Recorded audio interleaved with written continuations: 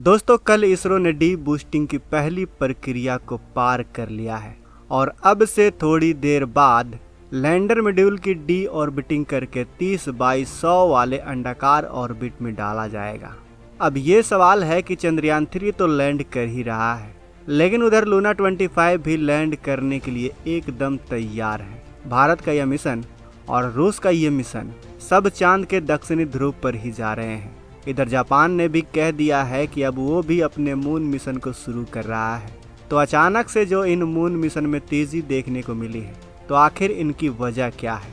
तो आपको बता दें कि इसकी सिर्फ एक ही वजह है और वो है चांद का साउथ पोल, जहां पर हमारे इसरो ने कई साल पहले चांद पर पानी होने की आशंका जताई थी और नासा को ऐसा सबूत दे दिया था कि नासा ने भी इसकी पुष्टि की थी।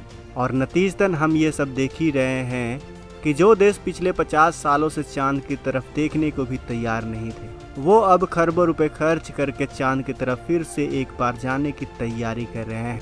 रूस तो इतना हड़बड़ा गया है कि वो चंद्रयान 3 के पीछे पीछे ही वहां पहुंच गया है। जरा सोचिए दोस्तों, हम भारतीयों के लिए कितनी गर्व की बात है। हमारा इसरो चांद पर पानी होने का सबूत ढूंढता है और फिर पूरी दुनिया इसरो के पीछे पीछे चांद तक पहुंचने की तैयारी करती है। जरा सोचिए दोस्तों, ये कितनी गर्व की बात है हम भारतीयों के लिए। इसलिए दोस्तों हम आपसे बार बार रिक्वेस्ट कर रहे हैं कि इस वीडियो को लाइक जरूर करें। आप इस वीडियो को बिना लाइक किए आगे ना जाएं। अगर आपको इसरो पर गर्व होता है तो इस वीडियो को लाइक जरूर करें और साथ ही इस वीडियो को अपने दोस्तों के साथ शेयर करें और कमेंट बॉक्स में अपनी शुभकामनाएं इसरो को जरूर शेयर करें। खैर आइए अपने मेन विषय पर आते हैं।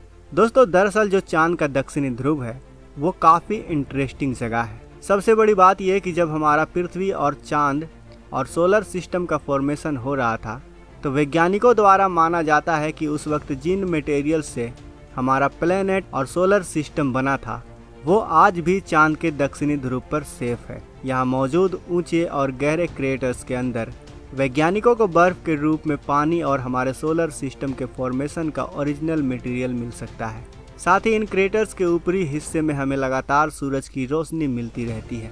ऐसे में हमारे पास जो उधर एनर्जी है, पानी है और सबसे खास बात वहाँ पर ऑक्सीजन मौजूद है।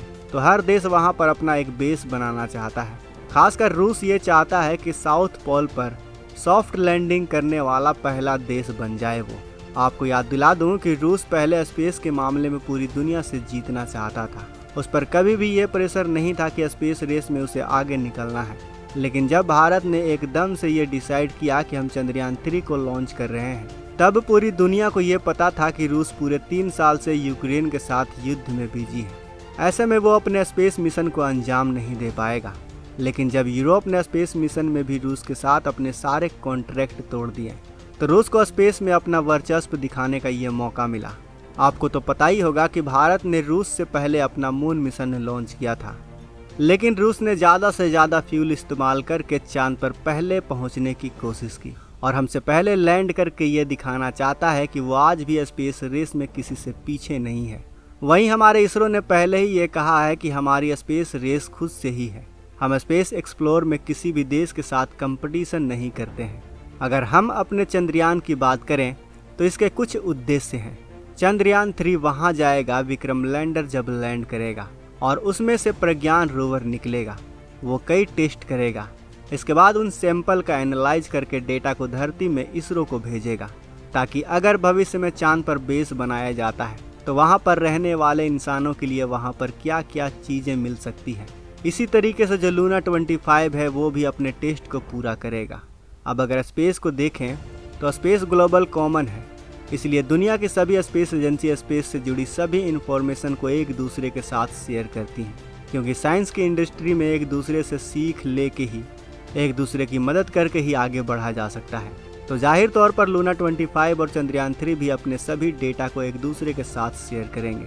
अब रूस का लूना 25 1 साल तक चांद पर रिसर्च करेगा, लेकिन ऐसी क्या वजह है कि भारत सिर्फ 14 दिन के लिए ही चंद्रयान 3 को चांद पर भेज रहा है? तो पहली बात तो ये कि प्रज्ञान रोवर और विक्रम लैंडर का जो सोर्स ऑफ एनर्जी है वो सोलर एनर्जी है, यानी वो पूरी तरह से सोलर एनर्जी पर ही चलेगा। उनके ऊपर जो सोलर पैनल लगाए हुए हैं वो उसी दिन चांद पर लैंड करेंगे जब चांद पर सूरज की रोशनी पहुंच रही होगी। वहीं लूना 25 में RTG यानी radio isotope thermo electric generator लगा हुआ है। इसमें जो प्लेटोनियम के डिके से जो गर्मी पैदा होती है उसे बिजली में कन्वर्ट किया जाता है और इसी एनर्जी से लूना के सारे इंस्ट्रूमेंट साल भर काम करेंगे। अब RTG हमारे पास नहीं है, लेकिन हाल ही में इसरो ने भाभा एटॉमिक्स रिसर्च सेंटर के साथ मिलकर इसे बनाने का फैसला किया है। तो शायद अगर हमारा चंद्रयान 4 जब चांद पर जाए तो हो सके उसमें RTG लगा हो और वो साल भर से ज़्यादा चांद पर रिसर्च कर सकेगा। आपको बता दूं कि चंद्रयान 4 मिशन को इसरो जापान के JAXA एजेंसी के साथ मिलकर करने वाला है। दूसरा, लूना 25 में एक एडवांटेज भी है कि इसका जो लॉन्गिट्यूड है वो चंद्रयान के लैंडिंग साइट के मुकाबले में 11 डिग्री ईस्ट की तरफ है, जिस वजह से लूना 25 को 22 घंटे लगातार सूरज की रोशनी मिलती रहेगी। हमने अपनी पिछली गलती से सीख लेते हुए कई बदलाव किए हैं। इसमें सबसे ज़रूरी है इम्पैक्ट। अब आपको ये तो पता ही होगा कि चांद पर हवा तो है नहीं, जिस वजह से लैंडर की स्पीड कम नहीं होगी। इसीलिए इसरो ने विक्रम लैंडर के लेग्स को और भी ज़्यादा मजबूत बना दिया है ताकि लैंडिंग करते वक्त इम्पैक्ट ज़्यादा हो तो भी कोई दिक्कत ना आए। दूसरी सबसे बड़ी बात यह है कि जो चंद्रयान 2 में हमें ग्लिच देखने को मिले, इसरो ने चंद्रयान 3 में वो सभी ग्लिच को ठीक कर लिए हैं। साथ ही इसमें लगा AI 24 घंटे लैंडर की ऊंचाई और स्पीड जैसी चीज़ों पर नज़र रख रहा है। ऐसे में अगर प्रपल्शन सिस्टम में कोई कमी भी आ गई और बहुत तेज़ी से लैंडर नीचे सीधा यानी अपने टांगों पर भी गिरा, फिर भी इसरो को सफलता मिलेगी ही मिलेगी। दोस्तों, हमारे लिए चंद्रयान 3 मिशन का सफल होना काफ़ी ज़रूरी है, क्योंकि कई सारे देश हमारे साथ मिलकर चांद के साउथ पोल पर रिसर्च और खोजबीन करना चाहते हैं। हमें पता है कि सबसे पहले चांद पर हमने ही पानी की खोज की है, हमारे चंद्रयान ने ही पानी की खोज की है। ऐसे में अगर भारत का चंद्रयान 3 मिशन सफल नहीं होता है और ऐसे में मान लीजिए कि अगर रूस या फिर अमेरिका या फिर चीन ही चांद पर पानी होने के सबूत ढूंढ निकालता है, चांद पर पानी की फ़ोटो खींच लेता है, तो ऐसे में इसरो का चांद पर पानी ढूंढने का कोई मतलब नहीं रह जाएगा। तो दोस्तों, अगर आप चाहते हैं कि हमारा चंद्रयान 3 सक्सेसफुली चांद पर सॉफ्ट लैंडिंग कर जाए तो इस वीडियो को ज़्यादा से ज़्यादा शेयर करें, लाइक करें, ताकि हमारे वैज्ञानिकों का हौसला बढ़ सके। और अगर आपने अभी तक इस चैनल को सब्सक्राइब नहीं किया है तो इस चैनल को भी सब्सक्राइब कर लें। मिलते हैं अगले वीडियो में। वीडियो के अंत तक बने रहने के लिए आपका दिल से धन्यवाद।